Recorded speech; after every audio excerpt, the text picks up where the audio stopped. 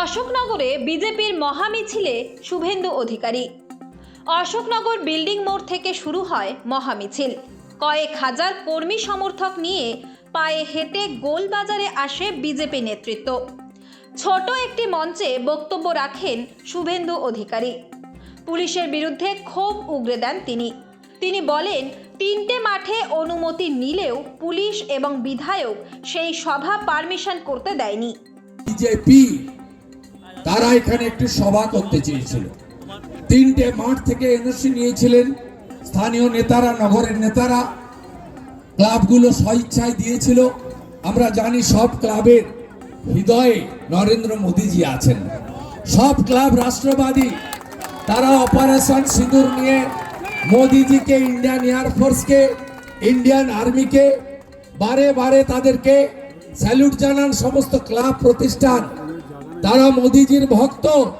তারা জানেন যে বিজেপি একমাত্র পারবে ভারতবর্ষকে শক্তিশালী করতে এবং বাংলাকে বাঁচাতে। তারা এনওসি দিয়েছে, বেচারা করবে কি? তাই এমএলএ বাবু আর ওসি বাবু তারা দুজন মিলে 3টে ক্লাবের কাছ থেকে এনওসি উইথড্র করে নেন। বলেন না, পারমিশন হবে না। বিরোধী দলনেতাকে এখানে 10 মিনিট 20 মিনিট বলতে দেব না। কিছুদিন আগেই অশোকনগরের মধুচক্র ধরা পড়ে। এই নিয়েও এদিন ওনার গলায় শোনা যায় প্রতিবাদের সুর। মধুচক্র ধরা পড়েছে। গ্রিন অ্যাপেল উদ্বোধনে কে ছিল? অশোকনগর। ট্রেড লাইসেন্স কে দিয়েছে? প্রমোদ সরকার। বারের লাইসেন্স কে দিয়েছে? মমতা ব্যানার্জি। আজকে মধুচক্র ধরা পড়েছে, লজ্জা লাগে। আমরা মাদেরকে প্রণাম করি। এই রাজ্যে স্বামী বিবেকানন্দ কুমারী পূজা করেছিলেন। আমরা কেউ ভারত পিতা বলি না, ভারত মাতা বলি।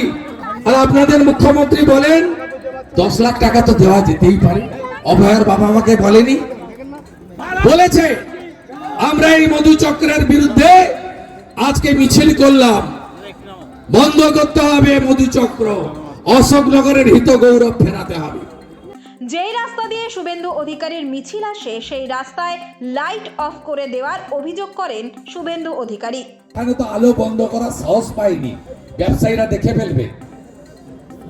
আমি যে ওয়ার্ডের ভিতরে ঘুরেছি না, সব স্ট্রিট লাইট বন্ধ ছিল। আগামী বছর এই সময় মমতা মুখ্যমন্ত্রী থাকবে না। বিশ্বাস রাখেন তো আমার উপরে। 64,000 মুসলমান ভোট ছিল। মমতা নন্দীগ্রামে দাঁড়াতে গেছিল, আমি তাকে 1956 ভোটে হারিয়েছি। আমি মুসলমান ভোট পাইনি, আমাকে হিন্দুরা জিতিয়েছে। অশোকনগরে নাকি 30% মুসলিম ভোট, আর আপনারাও তো 70% আছেন। এক হবেন না, এক হবেন না, এক হবেন না, এক হবেন না। আমরা আজকে একটি সন্ধ্যাবেলা একটা ছোট্ট মাঠে 2000 চেয়ার লাগিয়ে একটা সভা করতে চেয়েছিলাম। সভাটা অশোকনগরের মানুষের স্বার্থে সভা ছিল। নাগরিকদের সমস্যা, তাদের উপরে গত কয়েক মাস ধরে যে ধরনের সামাজিক এবং প্রশাসনিক অত্যাচার হচ্ছে তা তুলে ধরার জন্য অশোকনগরে একটি পথসভার আয়োজন করুন। আমি সেখানে যেতে চাই। তার কারণ খুব স্পষ্ট। ভারতীয় জনতা পার্টি এই রাজ্যের একমাত্র বিরোধী দল। বিধানসভায় বিজেপি ছাড়া আর কোনো দলের এমএলএ নেই। সিপিএম শূন্য, কংগ্রেসও একটা জিতেছিল, উপনির্বাচনে বিক্রি হয়ে গেছে, ওকে বিক্রি করে কিনে নিয়েছে তৃণমূল। তাই এই বিধানসভায় একমাত্র বিরোধী দল, স্বীকৃত বিরোধী দল, নো সেটিং বিরোধী দল, চোখে চোখ রেখে লড়াই করা বিরোধী দল। তৃণমূলের চুরি, দুর্নীতি, অত্যাচার তাকে মানুষের সামনে তুলে আনা এবং জনস্বার্থে সমস্ত দাবি বিধানসভার ভিতরে বাইরে জোরদার কণ্ঠে উচ্চারিত করা বিজেপি। দেখলেন না, মহেশতলায় তুলসী মঞ্চ তুলে ফেলে দিল পুলিশের সামনে।